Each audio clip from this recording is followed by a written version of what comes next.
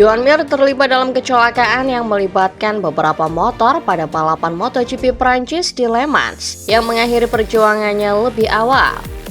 Pada lap pertama di tikungan keempat, Mir bersenggolan dengan Pecco Bagnaia, menyebabkan keduanya terjatuh.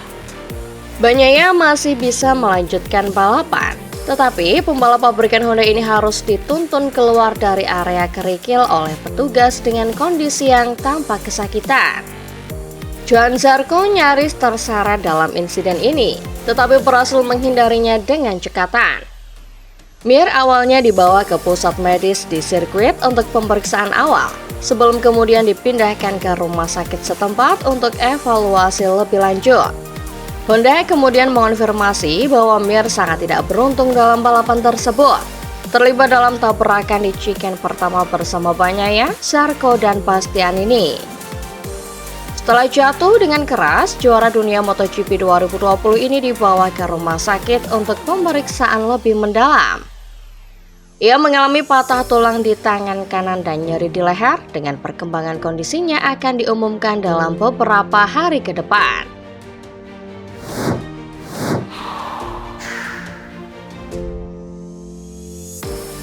Francesco Bagnaia tidak bisa menyembunyikan kekecewaannya setelah balapan di Le Mans. Pembalap Ducati ini dengan tegas menyatakan bahwa hari itu adalah sebuah kegagalan total. Ia memilih ban hujan sejak start, yakin bahwa itu adalah strategi yang tepat karena hujan yang diperkirakan akan terus mengguyur lintasan. Ia telah memeriksa semua perakiraan cuaca yang menunjukkan hal serupa, memperkuat keyakinannya bahwa keputusannya tidak salah. Bagnaia memulai start dengan baik, namun situasi segera berubah menjadi kacau. Motornya kehilangan traksi di lintasan lurus, membuatnya kehilangan banyak posisi. Di tikungan ketiga, ia bersenggolan dengan Enea Bastianini yang mengerem lebih lambat karena ban yang digunakan kemungkinan hal itu. Akibatnya Bastianini terjatuh di area curb dan menyeret Bagnaia bersamanya. Meskipun terjatuh, Bagnaia awalnya optimistis bisa bangkit dan finish di 5 besar jika motornya tidak bermasalah. Namun setelah memeriksa kondisi motor, ia menemukan kerusakan signifikan yang membuatnya tidak bisa melanjutkan balapan dengan motor pertama.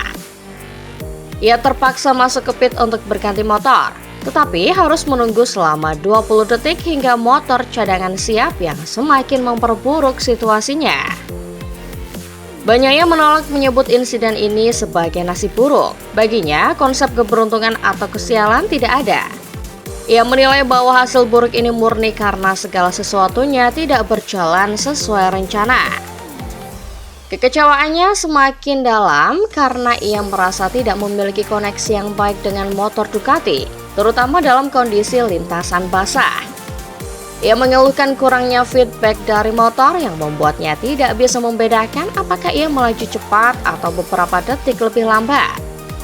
Sensasi yang sama dari motor, baik dalam kecepatan tinggi maupun rendah, menjadi masalah besar baginya di kondisi hujan. Bagnaia juga menyampaikan kekhawatirannya bahwa tim belum menemukan solusi untuk masalah yang dihadapinya. Meskipun tim telah berusaha maksimal untuk membantunya, ia merasa tidak ada kemajuan yang berarti. Bahkan keputusan kecil seperti kembali menggunakan desain sayap belakang lama di sesi pagi untuk menghindari risiko kecelakaan mencerminkan ketidakpastian yang ia rasakan. Merefleksikan akhir pekannya, Bagnaia menyebut bahwa segalanya berjalan normal hingga Sabtu pagi ketika ia masih merasa nyaman dengan motornya. Namun kualifikasi, sprint, dan balapan utama berubah menjadi serangkaian kegagalan yang mengecewakan. Ia meninggalkan Le Mans dengan perasaan marah dan tidak puas, tanpa ada satupun aspek dari akhir pekan itu yang membuatnya merasa optimistis.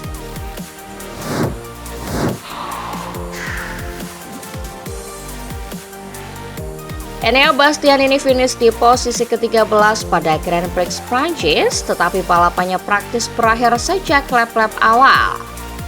Ia terlibat kontak dengan Pecco Bagnaia yang menyebabkan keduanya terjatuh. Meski begitu, Bastianini mampu kembali ke lintasan untuk meminimalkan kerugian dan mengamankan beberapa poin. Ia menjelaskan bahwa bannya mengerem lebih awal mungkin karena masalah tertentu, sehingga ia kehilangan ruang untuk menghindar yang berujung pada tabrakan. Ia menyayangkan insiden ini terutama karena keduanya terjatuh dan berencana untuk membicarakannya dengan bannya nanti. Tantangan tidak berhenti di situ. Kondisi cuaca yang tidak menentu menambah kesulitan bagi pembalap KTM Tech 3 ini. Seperti halnya para rivalnya. Ia memulai balapan dengan ban slick, kemudian beralih ke ban hujan, lalu kembali ke ban kering. Balapan terasa sangat membingungkan karena sulit memprediksi strategi yang tepat. Bastian ini juga mengalami insiden lain ketika ia terjatuh untuk kedua kalinya dan mendapat penalti karena melaju dari pit lane tanpa mengaktifkan pembatas kecepatan. Kesalahan ini terjadi karena tim lupa mengaktifkan fitur tersebut. Meskipun berhasil mencetak poin, ia harus menerima hukuman long lap penalti untuk balapan berikutnya. Dengan nada bercanda, ia mengakui bahwa balapan ini penuh kekacauan dan ia sepertinya tidak pernah memilih jalur yang mudah. Bastian ini sangat menyesali beberapa keputusan yang kurang tepat. Ia merasa peluang besar terbuang karena tidak memilih ban hujan sejak awal. Menurutnya, dengan ritme balap yang dimilikinya, ia bisa saja finish di 4 besar jika memilih ban hujan. Ia mengakui kesalahannya karena mengikuti pilihan mayoritas pembalap lain, padahal seharusnya ia melakukan sebaliknya. Menjelang balapan berikutnya di Silverstone, Bastian ini berbicara dengan nada optimistis namun realistis. Ia mengenang kemenangannya di edisi sebelumnya di lintasan tersebut yang memberinya motivasi tambahan. Namun ia juga menyayangkan hasil di Le Mans, lintasan yang sangat disukainya karena gagal memanfaatkan peluang. Di Silverstone ia bertekad untuk bangkit meskipun harus menjalani penalti selama balapan. Dengan sedikit humor, ia menyatakan akan memfokuskan upaya pada balapan sprint sambil berharap cuaca cerah agar tidak menambah komplikasi.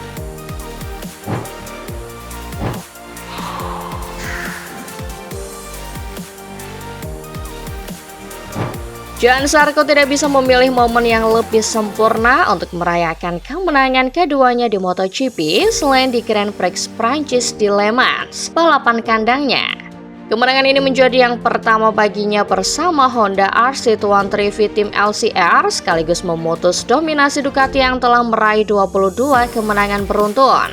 Dengan penuh haru, Zarco yang mungkin tidak pernah membayangkan bisa membawa Honda ke puncak podium di hadapan tribun penuh sesak di sirkuit Bugatti, mencatatkan sejarah sebagai pembalap Prancis pertama sejak 1954 yang menang di balapan kandang kelas Premier.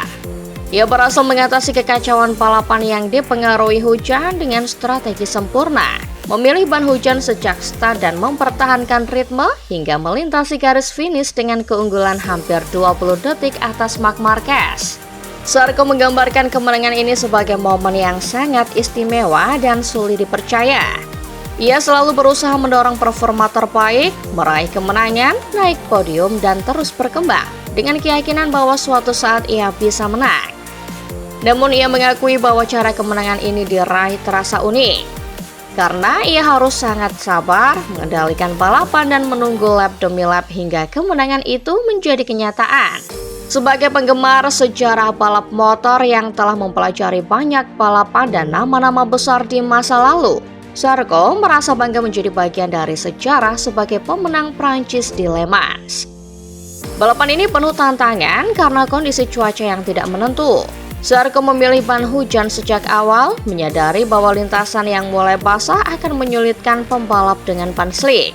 Ia melihat para rival yang menggunakan ban kering lebih cepat di awal karena lintasan masih cukup kering. Tetapi tetesan hujan membuatnya yakin bahwa mereka akan menghadapi masalah. Dengan menghemat ban, ia memanfaatkan situasi saat pembalap lain terjatuh atau masuk pit untuk berganti motor. Ia juga menyebutkan peran Jack Miller yang juga menggunakan ban hujan dan dikenal kuat dalam kondisi basah. Ketika Miller terjatuh, Zarco mulai percaya bahwa kemenangan bisa diraih. Meskipun sempat khawatir ketika Marc Marquez beralih ke ban hujan dan melaju lebih cepat darinya, ia menyadari bahwa Marquez akhirnya mencapai batas performa ban. Sementara keunggulannya cukup besar untuk dikelola hingga akhir. Keputusan memilih ban hujan menjadi kunci suksesnya. Zarco menjelaskan bahwa di Le Mans hujan hampir bisa dipastikan, terutama karena perakiraan cuaca beberapa hari sebelumnya telah mengindikasikan hal itu. Selama balapan ia terus memantau kondisi awan, dan meskipun hujan tidak sederas yang diperkirakan, itu cukup untuk membenarkan pilihannya menggunakan ban hujan. Namun balapan ini nyaris berakhir di lap pertama ketika Zarco hampir terseret dalam insiden antara Francesco Bagnaia, Enea Bastianini, dan Joan Mir. Untuk menghindari risiko, ia sengaja tidak menggunakan perangkat start dan memilih jalur luar di chicane pertama untuk mengejar posisi. Di tengah kekacauan, ia bersenggolan dengan Mir yang mencoba mengangkat motornya, menyebabkan tangan kirinya terlepas dari stang dan kerusakan kecil pada elektronik motornya. Ia sempat keluar ke area kerikil tetapi berhasil kembali ke lintasan. Meskipun kehilangan banyak waktu, ia memilih untuk tetap tenang, fokus menghemat ban dan menunggu peluang. Setelah lap pertama yang rumit, Zarco melaju dengan stabil, mengatur ritmenya tanpa gangguan. Sekitar 10 lap sebelum finish, manajer timnya Lucio Casinello memintanya untuk memperlambat laju, tetapi ia sudah mengendalikan balapan dengan hati-hati. Ia berusaha menjaga konsentrasi di lintasan Le Mans yang penuh tantangan, menghindari kesalahan yang bisa merusak peluangnya.